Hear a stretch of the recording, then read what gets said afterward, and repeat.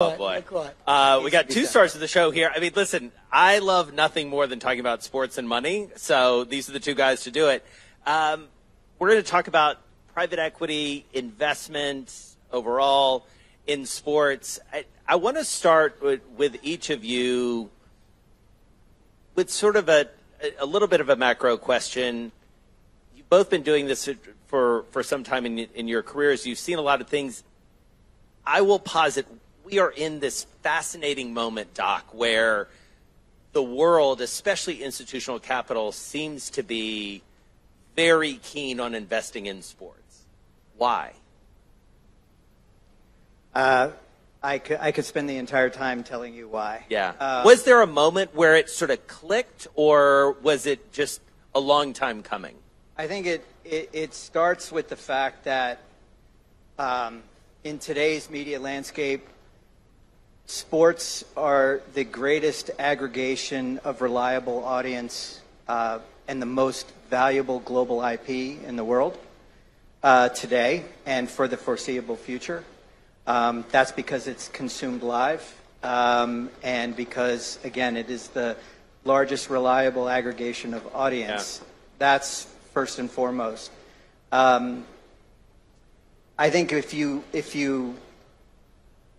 expand off of that, there's a greater understanding and sophistication and professionalization of the entire ecosystem, becoming much more efficient about monetizing that fandom. You have this asset class that has a unique customer. It is, they call them fanatics. It is unique in its stickiness. The lifetime value of the customer is quite literally a lifetime. And you have this tremendous scarcity of these assets. So consequently, and on top of that, you have this tremendous need for capital, growth capital, and liquidity. So I think all of those combinations combine to make it of real interest to institutional capital in general. And so, Danny, did you have sort of your own aha moment that this was a business, or was this something that was always in your plan? Because you have been described by someone, yourself, as an Aussie giving it a go. You weren't meant to say that. That was green room chat. No, look, forget that. Yeah, no, look, I think ultimately all the things Doc laid out there are all true. And I think when I look at why it's become such a thing at the moment, it's because there is an inherent requirement for capital for most sports to bridge the transition from the linear broadcast changes and reliance on that in the economy of sport to a direct-to-consumer environment, which is going to take most sports time, and money speeds up time. Yeah. So I think all those things all come together at the right time, which means we're on a stage talking about it. Right. And Doc, I mean, I want to dwell a minute, if we can, on this institutional moment, because this was long an area where rich individuals, would want to buy their local team. They make a little money with some car dealerships in Houston, and go on down the road and buy a baseball team or a football club or whatever it may be. This institutional moment that we're in, you have a fund, there are other funds sort of gathering around this. Does that change the atmosphere around bidding, around what's available? Like, what does the injection of institutional capital into the conversation mean? Well, I think, first of all, if you look at any asset class where institutional capital has entered, the access to liquidity, the access to growth capital has made for material value accretion over time. And so I think the increasing professionalization and institutionalization of this ecosystem has been greatly benefited by the new addition, at least in North America, to institutional capital. It's made a material change in institutionalizing the entire ecosystem. Well, and obviously we're sitting here in a country, in a kingdom that has had a profound effect on the global sports market. You know, as you look around here, Danny, what is the net effect of that? Not just obviously Saudi Arabia has had a more than meaningful impact. The Qataris, the Emiratis, and others, have come in. What has that meant in your estimation? Well, I think there's two ways of looking at it. There's where the capital is deployed to rent rights, and there's where capital is deployed to own equity. And they're two different things. And I think the reason why a company like Surge exists is to try and ensure that the investments we're making into sport are delivering some form of localization componentry to them that is there in perpetuity and is not at risk of disappearing in 3 years when your contract runs out. So getting in and investing and having some control over the assets that you're investing in enables you to genuinely grow a sports economy in emerging markets like the Middle East. There is a vibrant sports economy here, as can be seen by the weekend. But I think what we're looking for long term, and part of Vision 2030, is to really focus on building a sector that is sustainable economically and delivers the social change required around well-being and all those other metrics that the kingdom's looking to benefit from. So, Doc, let's talk a little bit, if we can, about sort of that localization and also the sort of profound effect that sports can have on a region or a market. You work for a little place called MSG, back where I live. You have seen sports play out on the biggest stages that there are. How does sports fit into a broader sort of business ecosystem? How have you seen that play? Because you've had multiple seats where you've seen this play out. Well, it's basically a content play. Yeah. As I said before, it is the single most valuable content in the global media ecosystem today. And will it continue to be? I mean, is there any reason to doubt that won't be the case going forward? No, there's no end in sight. Again, these are beyond the content play. These are cultural.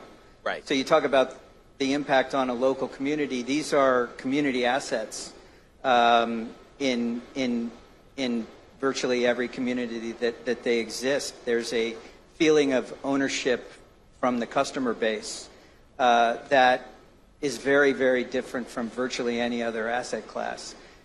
So that there's and as I said, the lifetime value of that customer is quite literally a lifetime, and it's generational. Yeah. I'm a New York Giants football fan because my father was a New York Giants football fan, and my son, who's now 20, grew up in Los Angeles, but he's a New York Giants football fan. Because you are. Because I am. Yeah. So it's cultural, it's generational. There's a connection between product and customer that is unlike any other asset class. And so, Danny, I'm fascinated by that point. It's such an important one. How does that change the way you run it as an owner? I mean, or does it? No, I think any other industry would kill for the connection that a sport has with its fan. Like that loyalty doesn't exist in technology necessarily, or oil and gas, or in automotive. I think to the extent it does in sport. So that's where that true value is. I think when I think about how we invest and where we look to invest, it's unlocking that connection between an individual and the sport and inserting yourself into the middle of that to create value that you can monetize. And if you can do that, then that's a really valuable commodity, particularly in that customer journey that, as Doc said, goes on for their entire life. Yeah. When we look at sports, it's what are the sports that are serving the big economies of the world? What are the sports that have significant participation bases? That's really important. Ones that are probably nascent on their digital journey as well, because that's where a lot of the future income's going to come in the next round of growth in sport. All those things come back to one thing, and that's the fan. And so, Doc, I want to ask you the same question, though, that I asked Danny, because I think you have a perspective on this as well. This notion of it's one thing to buy a company and sort of run it as you will, and you're serving the shareholders, and that's fine. But when you have people reading a newspaper or going online or tweeting or doing whatever, your every move, I mean, we have all talked to, I dare say, a lot of sports team owners who have been very successful in doing lots of other things, and they've never had the scrutiny that they have owning a sports team. Would you agree with that, Doc? Yeah, 100%. But a lot of them have built their profiles off of ownership of sports asset as well. We wouldn't know who Mark Cuban is, likely, but for the fact that he's an NBA owner and built his profile and business brand in part through leveraging the platform that is the NBA and the Dallas Mavericks. Yeah. And so how are you guys seeing, and Doc, I'll stick with you if you don't mind, how are you seeing, especially as you start to do deals, how is ownership changing? I mean, have you seen subtle or meaningful shifts in terms of who's coming in to buy, the profile of people, especially, and this will lead naturally into a conversation we're going to have about valuations, the types of buyers who are coming into the market? What are you seeing? Good question. I'll preface what I'm about to say by my perspective is primarily driven by North America. Yeah. I mean, 80 to 85% of our investments are in North American sports. The profile of North American sports ownership has changed. Some of it has to do with the tax advantages of sports ownership for wealthy people that have a lot of capital gains. That has something to do with it, but also I think, as I referenced previously, the profile of a sports owner in a major league in North America is pretty unique. You become a very important person in your community overnight. I think also, I think savvy investors and owners have come to understand the power of the platform and the value accretion that is happening and compounding on a day-to-day basis, given the quality of these assets. So you're seeing a very sophisticated and obviously very wealthy owner in North American sports in a way that transcends what used to be pretty much a local, live, as we call it, chicken and hot dog business, right, to a much more global platform with sophisticated ancillary asset opportunities. Not to drone on here, but owning a sports franchise in a local community gives you a call option on a whole host of businesses that are ancillary to that franchise: live entertainment, media, hospitality, real estate, etc. Yeah, no, and it's so fascinating to say that. We've seen that, I feel like, play out, especially around the NBA in the United States. You think about what's happened in Milwaukee, even what's going on, a little bit in Atlanta, Los Angeles, et cetera. So Danny, thinking about this from a global perspective, we're sitting in a place that has been aggressively investing in sports internationally and now also domestically. We heard from the Vice Minister of Sports earlier.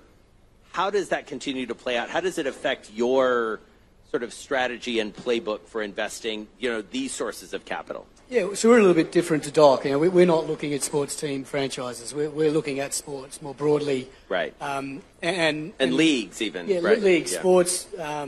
sports that have a event-based outcome that is a movable marketplace, right? Because obviously part of what we want to do is grow the Middle East, North Africa region through those investments. You can't pick up the Yankees and move them out of New York and drop them into Riyadh. I'm not sure that'd go down well in New York. But so fundamentally, we're looking for different things, which makes your transaction very different. When you own and operate leagues, no one likes you really. Like when you think about a fan of the Giants, you like the NFL, but you're a fan of the Giants, right? So when you invest in the league, you do that knowing that you're really not attaching yourself to any of those fans as intimately as you might be if you were a team playing within that league. Yeah. So then you're looking at what are the levers that you've got that will build enterprise value in the league asset or the primary asset. And in order to do that, you need to ensure that the ecosystem within that asset, which is often teams or players, are looked after and are thriving. Because if they're thriving, then your product's thriving, and then all of the commercial levers that are attached to those go up in value, and the investment tends to work. So I think there's a bit of a complexity to that. That's a different complexity to team investment. But at the same time, the principles remain the same. You look at, is there commercial growth opportunity in the sport? Is there product fatigue potentially that maybe needs some capital to transform that product into something more appealing to a modern consumer? So all those type of things come into play. You're not going to change the rules of basketball at the Dallas Mavericks. Right. But if you're owning and operating a sport, you can play with the product a little bit within reason. Which you've done. I mean, the PFL, of which you're an investor, is a pretty radical, or certainly a good example of that, right? I mean, you are looking at disrupting a broader market. Is that fair? Yeah, I think we're providing a consumer with alternatives. I don't think the UFC is a phenomenon, and what they've done is all to see. And I certainly don't want to pretend that we're going to take that away from them in what we're doing with PFL and Bellator. But what we know is that the MMA market's growing. We know that in most sports, duopolies exist to some degree where they want options. They want diversified product offerings. So UFC does it one way, PFL and Bellator will do it slightly different. We have a global view on how we can develop MMA talent. And as you've got a growing economy around that sport, if you can take some percentage points out of that economy, then there's money to be made. Yeah. All right, so Doc, let's talk valuations. This is one of my favorite topics because I'm a business journalist. It's one of you guys' favorite topics because you're investors. I'm going to use the B word. People talk about, valuation bubbles all the time, especially when it comes to some of the North American sports. And yet, every time something goes up for sale, if it's not a record, it's a pretty high price, to say the least. $6 billion for the Washington Commanders, $4 billion for the Phoenix Suns, that are, I think, the two most recent sort of full transactions in North America. What do you make of where valuations stand now, and what's the case for them not popping or slowing? We have spent a lot of time analyzing that very question. What we've concluded through that analysis is that valuation growth is largely driven 50% by revenue growth and 50% by increased profitability. And again, I'm mostly focused on North America when I say this. Growth is driven by many of the things we've talked about here. The increasing globalization of the IP, the value of the IP in the media landscape, the value of live sports as a marketing platform, the ancillary opportunities around real estate hospitality, as I said before. All of those factors go into growth. But on the other side of the equation, in increased profitability, you're seeing greater and greater focus at the league level, in particular, on containing costs and getting greater efficiencies out of your organizations. In the U.S. in particular, most of the leagues have been very, very strategic and successful in creating partnerships with the players, which is frankly your largest cost center of any sports franchise. And you're seeing greater and greater regulation and cost containment at the league level. I think what's happening, we're here in Jeddah, and what's happened in F1 is a model of that kind of stewardship of an asset. I think what Liberty has done in terms of reining in the cost side. It helps to create a level playing field. Your leagues end up being more competitive. We're starting to see that happen in European football quite effectively. I think this last January's transfer market was materially different than previous January transfer markets. So you're seeing that kind of regulation benefit the entire league, and it's a tide that lifts all boats. So again, these valuations are driven by growth on the one hand and cost containment on the other, and we don't see an end in sight for that. Yeah. And so, Danny, when you're looking at deals, I mean, how often are you running into situations where it's like, this is just the numbers just don't pencil out, it's too expensive, and how often are you seeing it's like, oh, okay, that's, I can make that work? Again, I think you look at the commercial growth drivers, and if they're still there and they've still got headroom, and the valuations are, to an extent realistic, I think there is in some instances, at least in our experience, some numbers that are fanciful, if I'm honest. But I think at the same time, if you're dealing with sophisticated leagues and asset owners, they understand what they're sitting on is valuable. And particularly in the sector that we're investing in, it's hard to find things to invest in. There are plenty of professional sports teams around the world, North America alone, but around the world, that are available assets to trade. When you're looking at sports themselves, it's much harder. There are fewer assets out there that you can actually invest in. You can't invest in FIFA, right? So football, when you're looking at a governing body... If only. If only.